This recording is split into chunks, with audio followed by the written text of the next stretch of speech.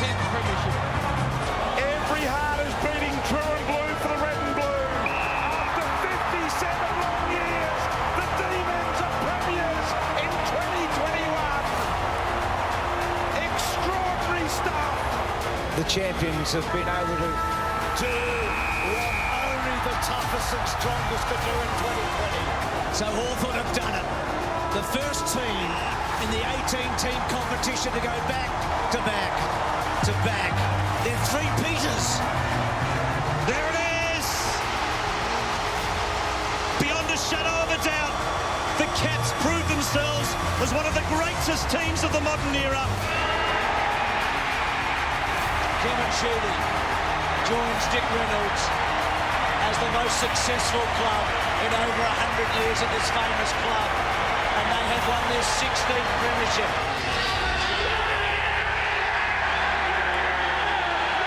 The agony and the ecstasy of grand final day. Welcome everybody to Footy Classified. What a big week it has been in football. And the last two shots we saw there were of Jimmy Bartel receiving the Norm Smith medal and a premiership medallion in 2011. And of course the great Matthew Lloyd back in 2000 winning his premiership medallion. Welcome everybody. Lloydie to Damien Barrett to Jimmy Bartel.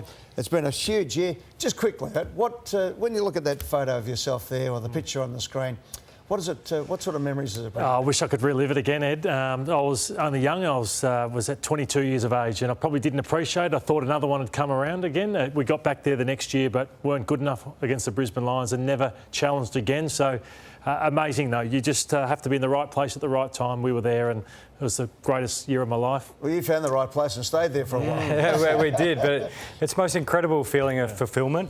Yeah. And then after playing 2 hours of some of the hardest footy, you get this massive energy rush like you haven't even played a game, and it's this feeling of what do we do now for the next couple of hours, and it becomes addictive, and you want to just keep getting back to the top of that mountain again.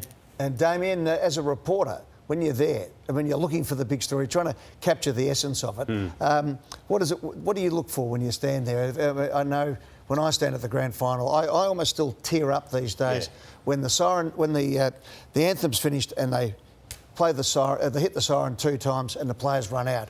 I really get fired right up like I'm still a little boy. Yeah, it's often the redemption angle you look for without realising you do, and there's an element of that for both these teams this year, isn't there? But obviously with Chris Fagan coming off a narrow loss in a grand final last year, and unfortunately for John Longmire having won one, but also lost his last 3. So it's those angles that I look for, Ed. And it's also the sad stories too that we are drawn to in media, which is at play again tonight, isn't it? Yeah. With the Callum Mills decision by the Sydney Football Club today to have him not play in the grand final on the back of that hamstring injury he sustained in the qualifying final, went through a fitness test today and will miss. And it's unfortunate because if the Swans are to win the grand final on the weekend, it will be the first time a main pick or appointed captain won't hold up the Premiership Cup since Bob Murphy for the Western Bulldogs in 2016. And Matty Primus also had it happen to him back in 2004 when Port won there. This is the Frank Tuck back in 58. There you go. And look, the fitness test was good. He made comments, Callum Mills, immediately after it that it seemed to go okay. But the club, I feel, in keeping with guys with its no distractions policy or mantra for most of the year, has decided to make the decision on the Wednesday. Lloydie, in the old day, to keep the opposition guessing, coaches would say, oh no, we're going to give him right up to the last minute. And we know that was the situation with Matthew Lappin in 2003, who was out of the side and then in, with Chris Scott actually dressed and ready to play and told, no, you're not running out. What do you think's the right way to go? I think it's the right decision that they've made, but, I've put it to Alistair Clarkson today and he said, no, I played Cyril Rioli after 16 weeks out and we put him in a half in a VFL game and we picked him the week after. So it just comes down to what the coach wants. He was moving pretty well there at training, so it's a heartbreaking decision for the captain of the club. Pardon the pun, but it's horses for courses, isn't it? But what about you, Jimmy? What do you think? Oh, well, I remember Steve Johnson right to the last minute. He even faked it when Chris Scott came and knocked on his door. He had the big ice pack. He jumped off the bed. He threw the ice pack in the bin and said, I'm great to go. Then he sat down and, I better perform. I wish somebody had kicked him in the leg at that stage, but anyway. He played well that day. Let's go to a man who has watched the agony and the ecstasy of his captain go through 12 months of real heartache, and I speak of the great Isaac Heaney. And I say that, Isaac, because you have put together one of the amazing seasons. We'll get to that in a moment. Can you tell us what it was like today when you found out your teammate and captain wasn't going to get there on grand final day? Welcome to the show, by the way. No, thanks for having me, guys, and appreciate the little pump up. No, it was obviously a tough one for himself and the club at the time. It's obviously I don't envy coaches at times at all. So they've got to make the hard decisions, and him and the doctors, all the coaches and the doctors went through that today with Callum, and unfortunately it was just too soon for his hamstring. So it's tough. It's tough for him, it's tough for the club, but we played majority of our season without him and played some really good footy, and he'll be there in a leadership role off the field and around the boys for the next couple of days leading into it, and he'll play a big role still.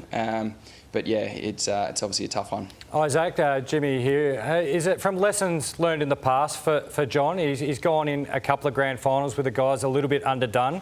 Was it the risk not worth it? And on top of that, Logan McDonald, how did he train? I'm sure there was an element of that too, but I think it more came down to the doctors and just how soon it was, and the percentage of potentially doing it again. That's really what it came down to, and he ticked as many boxes as he could and put his hand up, and he wanted to be there, and the boys wanted him there, and unfortunately it just didn't come. And yeah, that's the decision they came to. And then obviously with Logan, his ankle looked like he was moving really well today. He's feeling good, he's excited, and Horse obviously picked him, and he's good to go. Now, Isaac, you're in the grand final. We're going to talk about the grand final in a moment, but to get to the grand final, you had to win the qualifying and the preliminary, and you were absolutely sensational. Last week, preliminary final against Port Adelaide, 24 disposals, 2 goals. But we're going to roll a video of the qualifying final against GWS in one of the most dramatic wins that we've seen, where you were able to put together a magnificent game of 30 disposals, 3 goals, and, well, we'll say arguably, because the mark of the year went to somebody else, but in the final, certainly, it's been the mark and one of the greatest marks in finals. We're just watching on the screen now. Up you go and down you come. And, mate, it has been fantastic. And as a result of that, thanks to our great friends Andrew Moore at Lexus at Blackburn, the Footy Classified team on a Wednesday of Jimmy Bartell, Matthew Lloyd and Damien Barrett have voted it the most impressive game by an individual for season 2024. So while the tribunal ripped you off, mate, of a Brownlow and the AFL ripped you off of the mark of the year, right here on Channel 9 and Footy Classified, you are now the proud owner of the LBX. It is a magnificent car, and all the team at Lexus at Blackburn are looking forward to you coming down. Come fly down, mate, and drive it home afterwards. And I know you and Steffi have been having a bit of a look. Have you picked a colour yet for which one you want? Is Steph going to have her say about this, Isaac? Oh, she might have a bit of a say. She's standing behind the camera at the moment having a giggle. She can't hear what you guys are saying, but I can't thank you guys enough. You guys and everyone at Lexus too. It's a pretty special thing, and I'll let you do the dirty work about the mark of the year and the tribunal as well. But Steph and I'll do the dirty work for me anyway. But Steph and I'll will definitely choose a colour. Probably ask her what colour she wants. Go on, Andrew Moore's waiting. He's just standing over there. What colour do you want, Steph? What colour do you want? What was that? White's good. She's white's good. White's good. She's so good. Isaac, Ed says they're like spaceships, so take his word on it. They're magnificent. We mentioned the mark of the year. You took a one-hander. You kicked the winning goal from 60 metres out. You didn't have much left on the bingo card to tick, but what's giving you this confidence in the big moments this year in particular? Your body looks like it's absolutely holding up and flying. Where's this extra boost of confidence you're getting? Oh, I think it's probably just the work I've put in, to be honest. It's a bit cliche, but it's started from pre-season. I'm someone that kind of works my ass off day in, day out, and that's something I can put my head on the pillow at night knowing that I've given myself, my body and the team everything. And what I do is just I try and do it in a team way. And I mean, if you can work hard and be tough and play the team footy, generally it'll work out for you, and that's what I've done this year. And then moments have popped up, and I think just from doing those extras, it's just sort of it's come off. Nothing was intentional. I didn't intentionally try to take a hanger at that point. It sort of just happened, and the one-hander I kind of released a bit too late on it, and the goals you obviously just put the time work in. But I think the confidence from Horse as well to allow me to play my game and sort of just run in the midfield, hunt the footy a bit, but like I said before, do it in a selfless way and help teammates out. And it's sort of the old karma bus Horse likes to say. It comes back around, and it gets you, which is nice. Isaac, the personal and combined experiences of the 2022 Grand Final and for a few of you, the 2016 Grand Final, what does that do to you this week? Is it something that's at the back of your mind? Is it something that you've got rid of even before this season? How is it going to be a factor, if it is indeed, on come Saturday afternoon?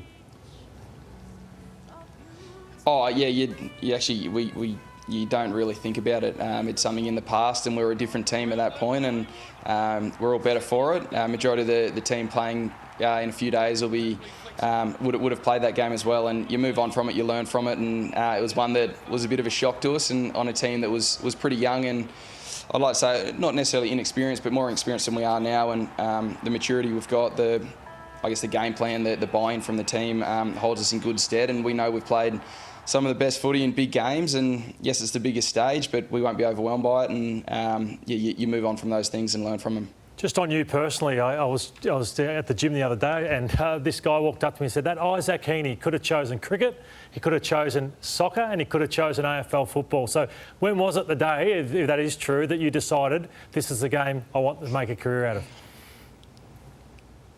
Well, I love how people have run with that, because I played soccer when I was about 6 or 7 and kicked a few goals that year, and then everyone's just run with it. You've kicked 100 goals in a season. I'm like, I was 6. Everyone chasing the ball around like this, and then cricket too. But I did love it. I did love every sport growing up, and it was as much as Eddie's probably not going to like this, but it was for the academy that I no, you won't. Actually shoot AFL. And You brought it up. apologies, but no. It honestly, if it wasn't for that, I think I'd be playing NRL. My family played it. No one in my family played AFL. My old man loved it, and loved NRL, and it was. Yeah, because of the academy, and it was probably the first couple of years even in the academy, I loved NRL more. I had Anthony Minicello at the Roosters here, the fullback, that I idolised and wanted to be like him, and then it wasn't until the age of sort of 14, 15 that Chris Smith in the academy was like, mate, you have to choose a sport, and I was like, you know what, I see a clear pathway here. I feel like I'm enjoying it and doing well at it, so I'll give it a crack. Oh, Isaac, I wasn't ever against the academies. It was the fairness along the way to square it all up. Let it go, Ed. Is anyone suffering from cholera or anything else there? There's Brisbane and Sydney both in the grand final. Hey, Isaac, come on, geez, it's all there.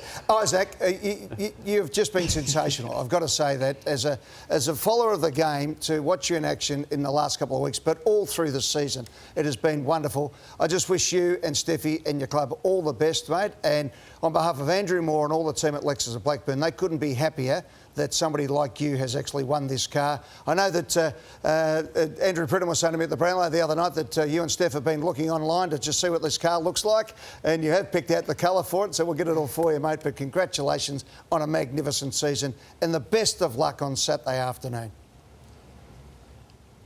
No, thank you very much. Actually, really appreciate those words, Eddie. It's a special time. It's been a special year, and we've got one more to go. So super excited, and hopefully we can make it 1 out of 3 for myself. And a few of the boys. But thank you guys very much. Can't thank you enough. Good on you, Isaac. Congratulations, mate. Isaac Heaney, one of the great players in AFL football, and what a wonderful ambassador he is. I mean, if the AFL could get hold of the old Weet-Bix box, you'd put his photo on it, wouldn't you? He's just an absolute wonderful player for our game. You've got to let that academy thing go now, Ed. After that answer, that is what the AFL needed, Ed, and you probably have to now conform, okay? Do you reckon Sydney Brisbane need Colin, do you, and all the rest of it? They did the academy. Nah, but they did that. So long as it was even Stevens for everyone. We're all through it, forget that. We're celebrating the football, and we are all delighted that the two best teams have got through the final series, Brisbane and Sydney. We're going to take a break. Jesse Hogan's going to be a special guest here, the Coleman medalist, and Dane Zorko, our live guest as well, here in the studio tonight on Footy Classified. Much, much more right after this. Buckley gets it out for Harms now. He's pursued by Brewer, but he can't catch him. Harms fires at the goal, but he's off target. It's rolling towards the boundary line, and Harms almost makes ground. He taps it back to Sheldon, and that's a goal! Puopolo got a high tackle, back to Hodge. That's a goal, I think. It is. Hodge has done it from nowhere. Away goes Michael Long. 50 metres out. Still going. 30 metres out. Oh, what play! It may have been touched on the line. No! Canterbury to Malcheski. Is that the grand final? Sydney are premiers. Dacos on the front and centre, got away handball. De Goey on the move, turns around, he's centred it, he's got it. De Goey's kicked the goal and put Collingwood back in front. Some of the great grand final goals, and we're going to show you plenty more of the marks and goals that just get everybody pumped at the MCG for the ultimate grand final day. Time now for the Medallion Club as Matthew Lloyd and Jimmy Bartell give us an insight in how this game will be won and lost. It's Medallion Club time. The Coleman medal, the Norm Smith medal, Brownlow medal is Jimmy Bartell. Matthew Lloyd. Thanks, Eddie. Grand final day. It's all about the moments. Who can win more big moments than the opposition? We've got the two best sides here, chock full of talent, the Sydney Swans and the Brisbane Lions. And there's a key stat, Jimmy, that we like here that will decide who wins this game of football. Yeah, uncontested marks, Lloydie. If these sides can get the uncontested mark game going, they've got too much ability, too much skill, and they can cut you apart. The flip side of that, if you want to defend each other, you've got to cut them out, because if you can squeeze the game, you can slow it down, play long down the line method. So 100 marks is the key. So if you take 100 marks or more, uncontested marks, they don't lose these sides. Good ball use here to get a good shot on goal. And just on that, everyone thinks, grand finals are a heavy contested game, but both these teams like to play this way, and we'll get to soon the way the Lions have played the second halves in recent times, but they love to play this way too. They love to control possession of the ball, so you've got a real arm wrestle of who can get the game on their terms, and so that is how Brisbane like to play. And you'll ask, well, what's gone on the last few weeks? It's because they've been in such horrible positions against the Giants and the Cats. They've had to just go for it and play kamikaze footy. Come off the back of their stoppage work, as we see another one that pulls the game apart. They actually start with a bit of control, but it's from here Bailey just goes, because obviously you look at the score, it's on the line. This is an unbelievable kick here to Charlie Cameron, and then you watch Cameron, you think every Geelong defender thinks he's going to try and have a shot from 50. But look at his ability just to swing the ball around the corner here. But as I mentioned, they're getting themselves in this situation, I think, early in games because of around stoppage, and the opposition are coming up to them. So we saw against the Giants and the Cats, they're bringing up the extra half forward. So you have a look to the sides. There's a lot of times where the half forward is either coming up to the contest and the second one's getting forward side, which is pulling them apart. Because Dunkley, Neal, McCluggage love to get in tight, sides feel like they can own the rest of the ground and get on the outside. So it becomes good things for the opposition if they can get the lines tucked inside and they get it on the outside. We saw it against the Giants. This is really early in the game. That's Daniels as a small forward up high in the contest. There's another forward that came up really high. It's coming through the middle of the ground there. And good things happen because you can pull Andrews and the rest of the side apart. Yeah, so we're looking at the midfield matchups, and that's why you get here. I think it's the depth of your midfields which get you there, and stars everywhere. Like, these are generational players, like with Warner, obviously Heaney, Goulden, and obviously Lachie Neale, who's the Brownlow medalist, plus Ashcroft coming through. So it's where this game will be won and lost, and it's also the ruck battle. So Brodie Grundy gets a golden opportunity, Jimmy, up against Darcy Ford, who's played 2 for the year, Danaher, who pinch hits, and there's a certain way you think he needs to play. Yeah, we're going to show in a couple of these highlights. Big Broads, we know through his career as ruck, he loves to hit really tight because he gets to keep himself involved. But I want to see hits from this, because we just highlighted a little bit earlier what Brisbane's troubles was getting on the outside of that initial bubble from a stoppage. So the old shop early to avoid the rush, a couple early from Brodie Grundy to open up the contest, which will give these dynamic Swans players, as we see here in these clips against the Giants.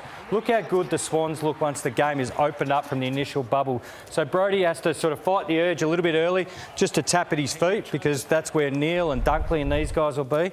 Get on the outside a bit earlier, and that'll ask some more questions of the Lions midfield. We're about to have Dane Zorko join us on Footy Classified, and he's a key person, and this may well win his 6th best and fairest in the next few weeks or so, and he's just been instrumental. So yes, he's had a few goals kicked on him, but what he brings to the opposition with the attack, he's just the offensive weapon for them, and we think James Jordan has to be the man that goes to him. And what James Jordan does extremely well is he doesn't just lock you down, but he picks the right time to work off you. So you see here on Lachie Whitfield, he gets him and he nails him, but then at the right time he'll say, OK, if you want to be offensive, he'll stay with you just here.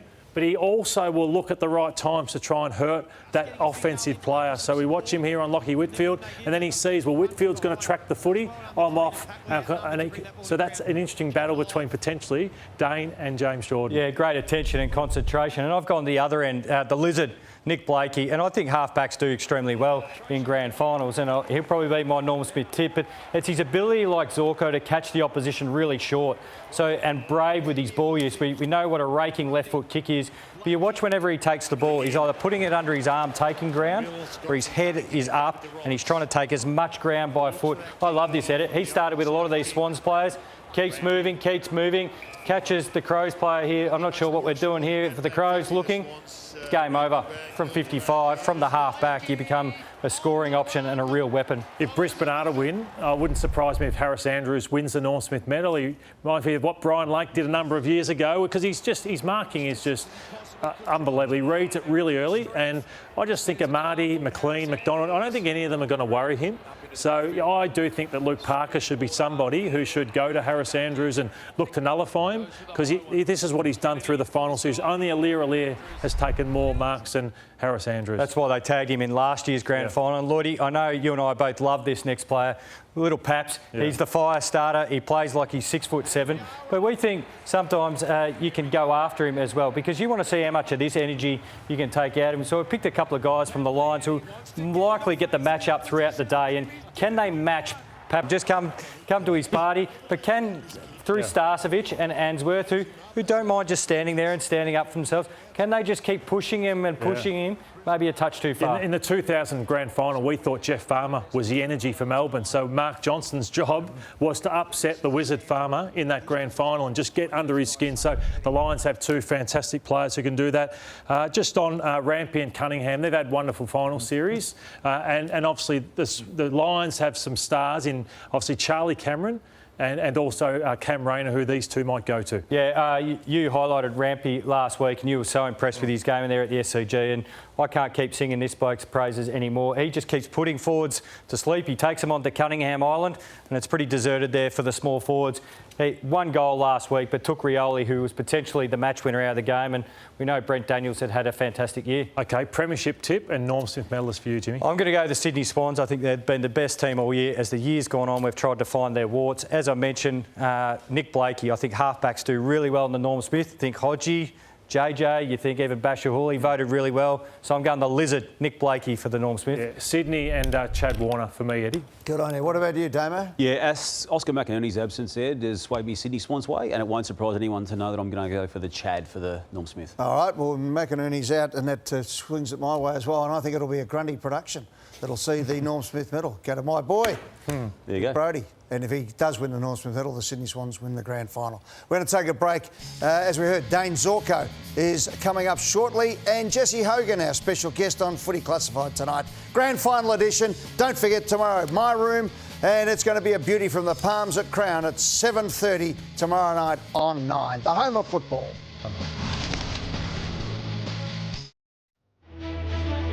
The award winners, the Mark of the Year, Collingwood's Bobby Hill.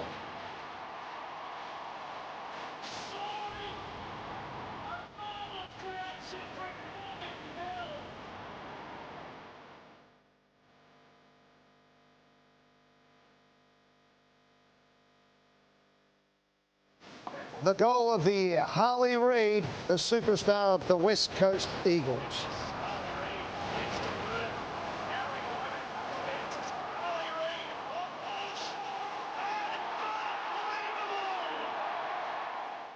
And the Brownlow medalist in record performance, Carlton superstar and now dual Brownlow medalist, Patrick Cripps.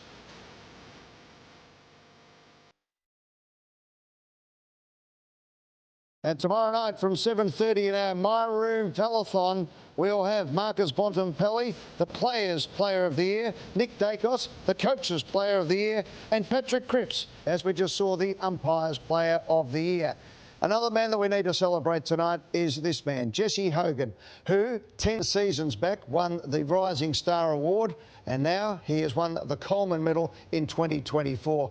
Jesse, in between, there has been one of the greatest stories in the history of the game, and I know I speak for everybody in football in saying your comeback, if you like, in football has been one of the most remarkable stories. Congratulations. Welcome to Footy Classified, mate. No, I really appreciate those words, Eddie, and thanks for having me. It's good to be here. OK, let's go.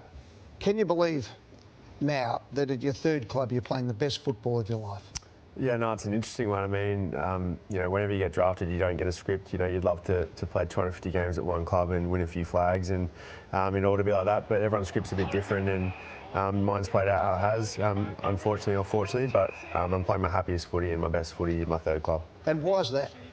Look, there's probably a lot of moving parts. I mean, my girlfriend would say that we moved in together this year, so should we? She's the answer. That's it. She's the answer. A few home cooked meals, a few couple less beers. So look, there's a lot of different things. I put a lot of time into my body, and the stars kind of just aligned for me a little bit this year.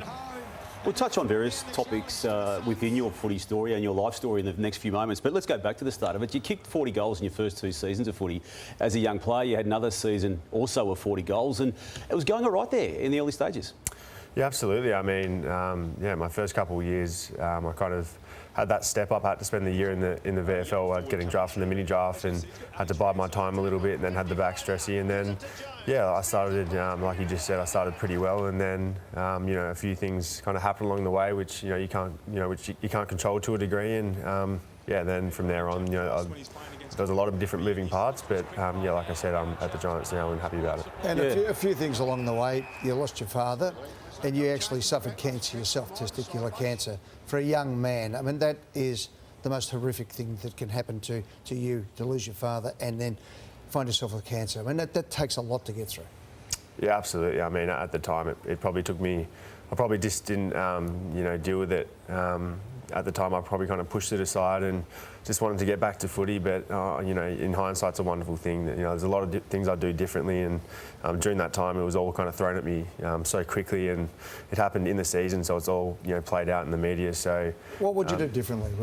What was your learnings from that experience now? Oh, I think I would have stepped away from the game for a little bit, to be honest. I remember having the 1 week off, and then I just wanted to get straight back into it. I wanted to not gloss over it, but it was a really uncomfortable patch for me, and I just thought if I'm back at footy, playing footy, that'll help me get through it rather than kind of actually take it for what it's worth. So hindsight's a wonderful thing, like I said, but it's probably something that I kind of regret a little bit.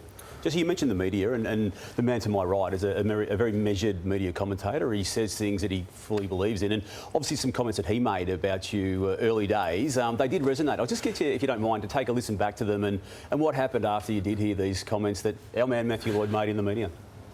I watched Hogan on the weekend. He's gone from 59% to 47% this year, but just this kick for goal here, shaking the ball around and the studded run-up, he's gone backwards at a rate of knots with his kicking too. So another star forward who's got a lot to work on over the off-season. And then there's an article that followed up, Jesse, where you were asked about this, and you had your response there, and referencing the fact that it did rattle you when you were made aware of that. Yeah, absolutely. I mean, early in my career, like most first, second-year players, everything that is written about you is usually pretty positive. So when I, had a legend of the game go at me a bit, it kind of got me a little bit. So, I mean, look, it's funny that came up. I haven't thought about that too much, to be honest, but the stutter's still there. I still did it, and I was pretty accurate this year. So. Yeah, Jesse, well, Robert Walls was the first one who got me, and I'll never forget when Wallsy got me for the first time, and I was shattered too. So I'm sure you'll nail someone down the track too, and you maybe sitting in this seat. But just want to ask you, then you move on to the Fremantle Dockers, and looking at those numbers, 19 games for 18 goals. What went wrong at Fremantle for you?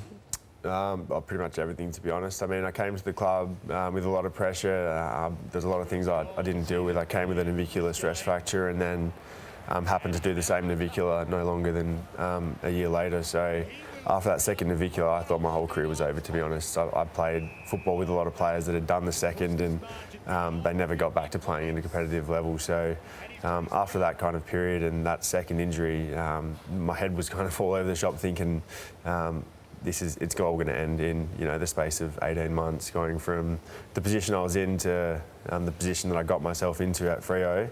It was a really tough period for me, and it was well documented that there's a lot of things that went on during that time. But I couldn't be more grateful that the Giants gave me an opportunity, and I'm glad that I've been able to repay the favour a little bit. Well, Jimmy, you've been at the Giants. I can talk from around football. The line went through you, Jesse, there was no doubt. The bad foot, all the other mental aspects and physical aspects, cancer. Survivor, all those things.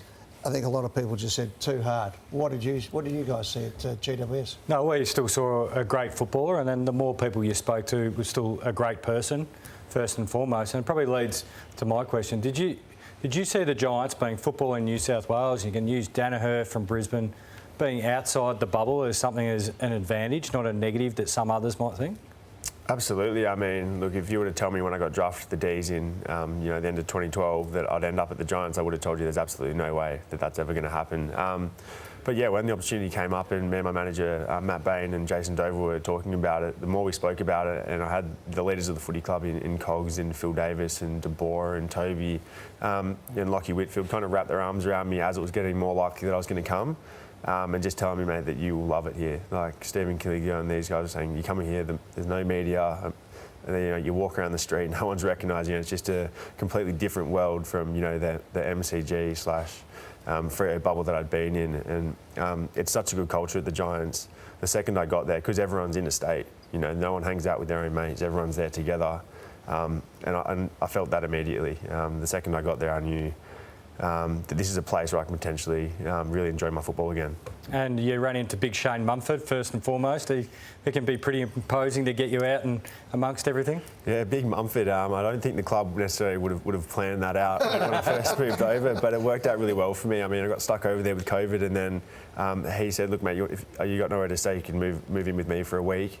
And then I think we had a few reds, because it was over that New Year's period, we had a few reds, and then I think that night his partner, Eva, and Mumford basically said, you can just stay immediately, and then so I did. So, look, what he did for me in that first year, it's a very lonely period moving to a new club, and it was during that COVID period, so I couldn't get home, and what he did for me is something that I'm extremely grateful for. I'm with Eddie, Jesse. One of the story of the season for me, or the last few seasons, what you've done and your turnaround, because I generally didn't think, I know if I was running a club, I wouldn't have thought I'd be taking Jesse Hogan at a third club, to be brutally honest. So I want to ask you, what was rock bottom, and what was the light bulb moment that changed everything to get you to where you are right now? Look, I think nothing crushed me more than the second navicular. I see the footage of me playing. I think it was against my old club. It was against the D's. And I still see that footage every now and then because it gets run. And I just remember sitting in the change rooms at half time, and I'd started crying. I thought, this is my career's over. Second navicular. I'm gonna have to get a big rod, stuck through the foot.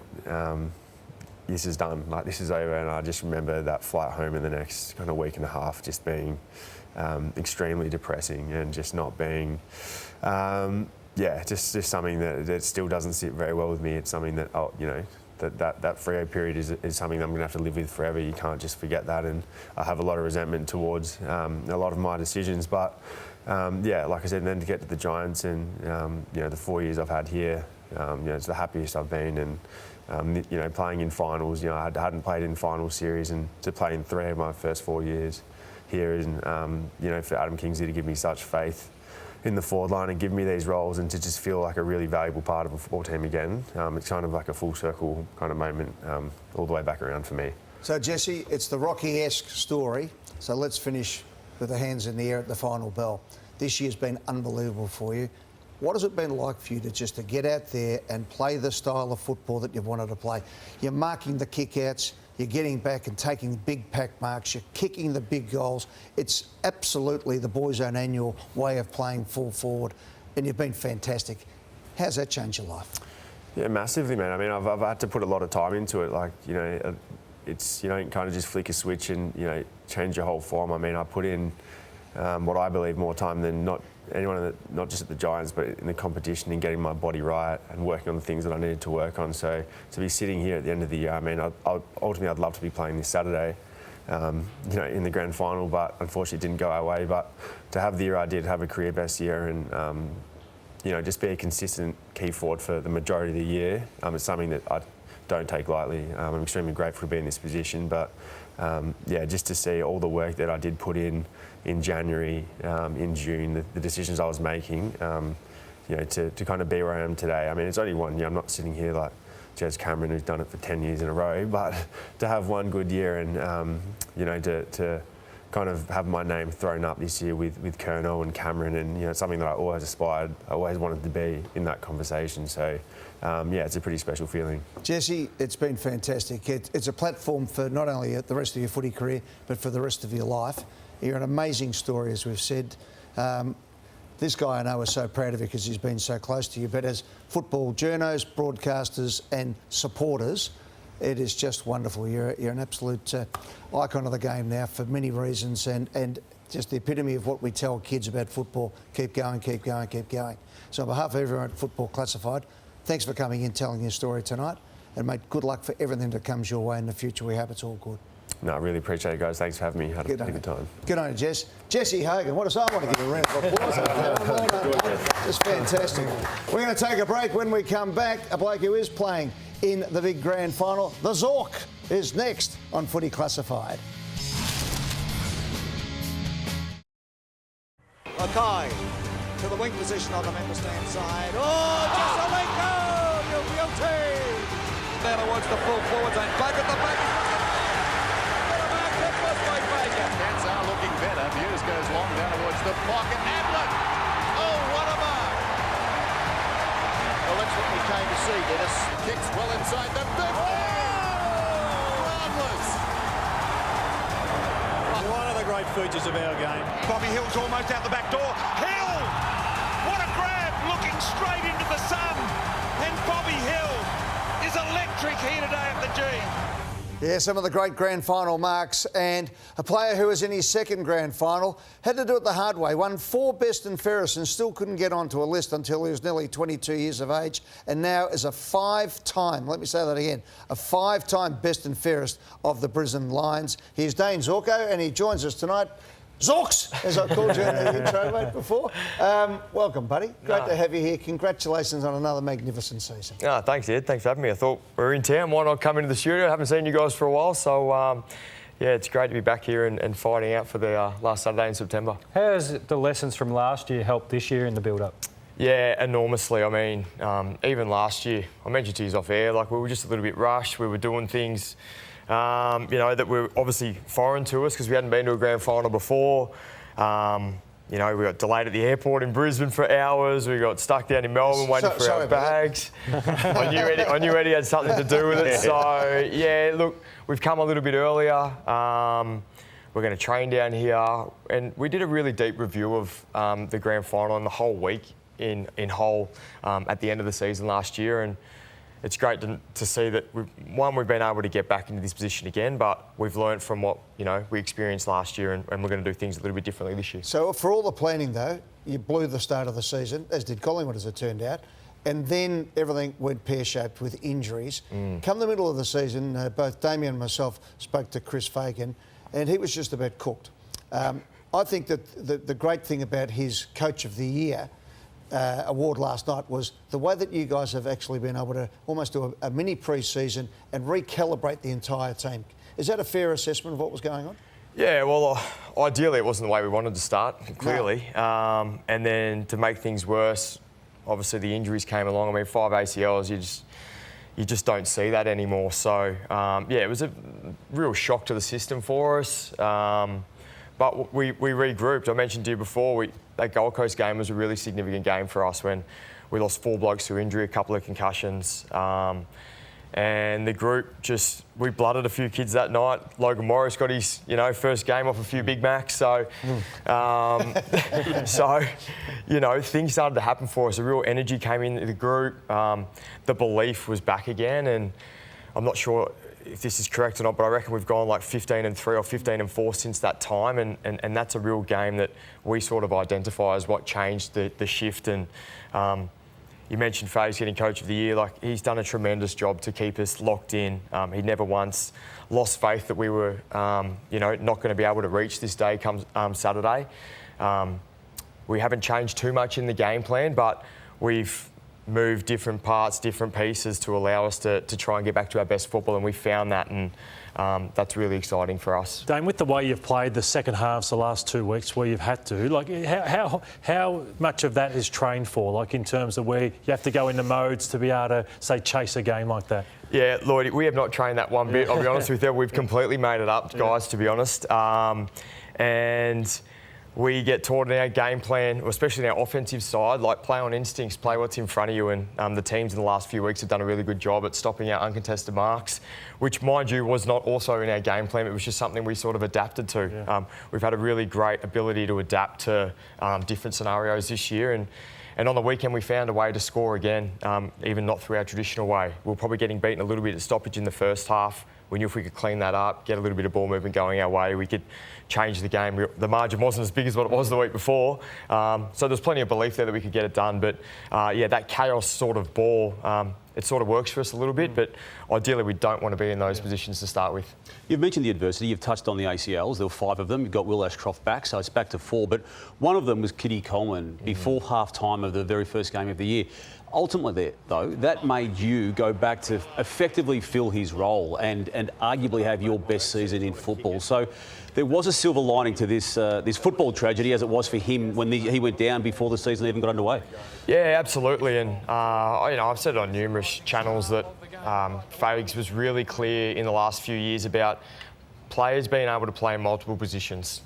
You may not necessarily think you're going to play in that position, but if we can at least train it and something happens throughout a game or throughout a season, hey, you can go in that position. And we obviously lost Kitty that week. We lost Connor McKenna that same game. He had a hamstring, didn't travel with us to Fremantle. It might have been the game before, even in a practice match. So Fags gave me the first opportunity at it, and I was grateful for that. I knew I could obviously play the position, but how well we weren't sure. So to be given that confidence from Fags just to go out, play my natural game. And to be honest, the back 6 down there in Starcevic, Andrews, Lester, those guys have been enormous in helping me not only play that position, but have confidence in what I want to do, but also pull me into line defensively and really help in that part of my game. I haven't been fantastic in that.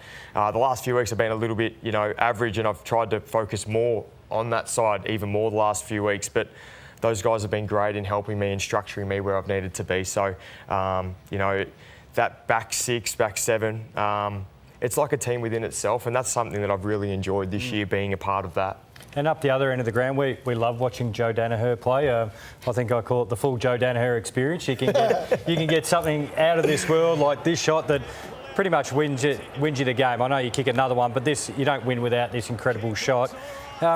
Talk us through, Joe. Like, of course, you're playing a half-back. He's up the other end. He sits on someone's head. He kicks that. Then next minute, we have a not-so-great Joe moment. But he's been a big game performer for you guys. He has, and his final series last year was amazing. And you know what? When things weren't going so well at the football club, myself, Joe, Ryan Lester, Harris Andrews, Josh Dunkley would sit down every week and just sort of see where we needed to, help with things, pull things back into line, what we were seeing. And Joe was a massive driver of that. His care for this team to really shift in the way we've played this year has been significant. And he's a big-time player. I mean, he took his moments on the weekend. And as you said, sometimes, Joe doesn't always get it right. He's going to miss the one right in front. But I was pretty confident from the boundaries, to be honest. So That's really interesting, because we hear down here that Joe lives 2 hours away and doesn't have a television and sort of drifts in, drifts out. But you're saying he's in there driving the culture of your team. Yeah, it's enormous. And I think Joe doesn't celebrate too much after goals, but those 2 GWS goals meant a hell of a lot to him. And he wants to be a winner, and he's done absolutely everything in his power to help get us there. And he's such a calming influence, and it might, fans and people in the football world might think, he's so lethargic, Joe does this, but he is so invested. He just doesn't show it like other people do. So he's been enormous for us this year, but he's been enormous for us since he's been at the club. He's kicked hundreds of goals.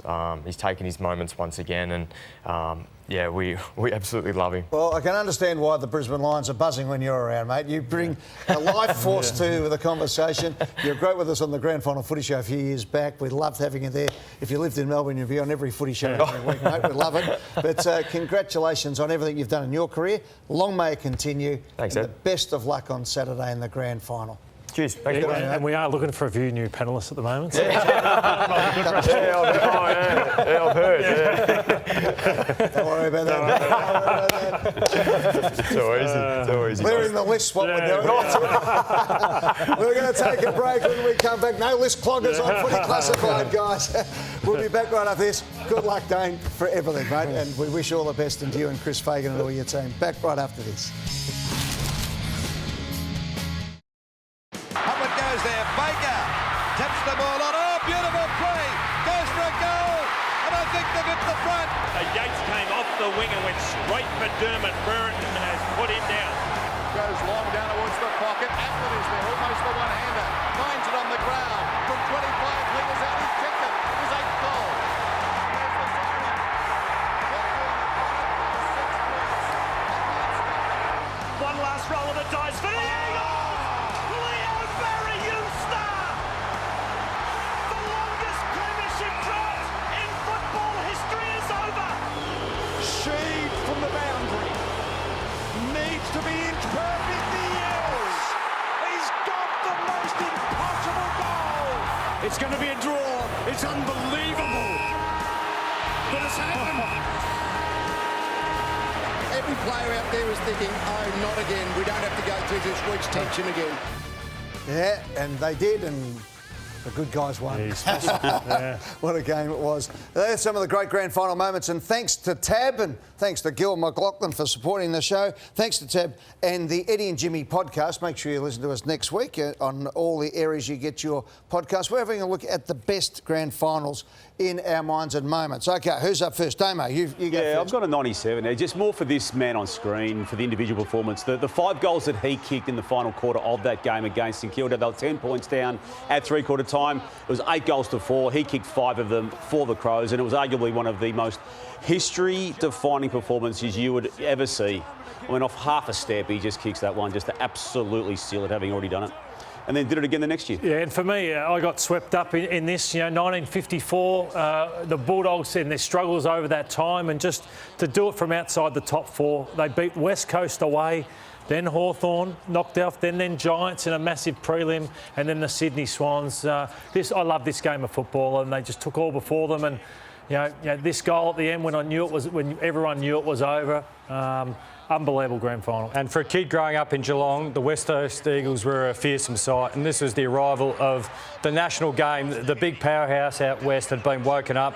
91 grand final, 92, 94, and that man there needs to be spoken about more as one of the all-time greats. 5 goals, 3 off a wing to win the Norm Smith medal in 92, and then Kemp to win it in 94. They were just something else, those Eagles in the early 90s. And for me, not just because I'm a Collingwood man, but also 1990, the first AFL grand final when football was still just teetering. It was going broke, it was all over the place, and suddenly the 32-year drought was over. But it was what happened afterwards, and the whole town turned black and white. Tony Shaw became the king of Moomba. Everything happened. I was lucky enough to be up on that stage on the other side of it that night. It was one of the greatest nights of all time. In fact, it was one of the greatest 6 months of all time after that. But it was amazing for football at that stage, and sold the most amount of papers in the history of newspapers the next day on the very first Sunday Herald Sun. We're going to take a break and come back and wrap up what has been a ripping grand final edition of Footy Classified right after this. Tomorrow night, it is going to be an absolute ripper. We are going to raise millions of dollars for the kids with cancer at My Room, for Margaret Zeta and all the team. And we're going to have one of the biggest nights ever. Live from the Palms, it is going to be huge.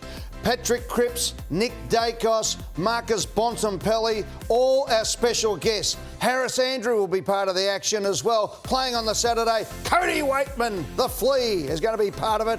Billy and the Wheel are going to be back in action. We're going to be going right around the magnificent Crown Resort. Jason Ackermanis and so much more. The Sunday Footy Show panel. Tony Jones will be at his very best. I've got to mention Tony because he's dirty that I'm hosting, so I've got to say it. He actually is dirty. He's raised that on and off air. He's not shut up. But anyway, he's got it there. No, TJ will be there in action with the boys from the Sunday Footy Show. It's going to be an absolute cracker. And Cody Simpson, who will be singing the national anthem on the day at the grand final, will be our special guest singing some of his big hits. And he is an absolute ripping international superstar, and some of our great Paralympians joining us as well. It's going to be a night to remember, 7:30, so the kids can get in and watch it and enjoy it. Lloydie, Damo, Jimmy, it's been an absolute pleasure to sit alongside you guys. And we'll see you all here next year. Good to see. But seriously, boys, it's been an absolute pleasure. Congratulations on everything. Have a great grand final, everybody. Don't forget the Sunday Footy Show to celebrate the 2024 Premiership.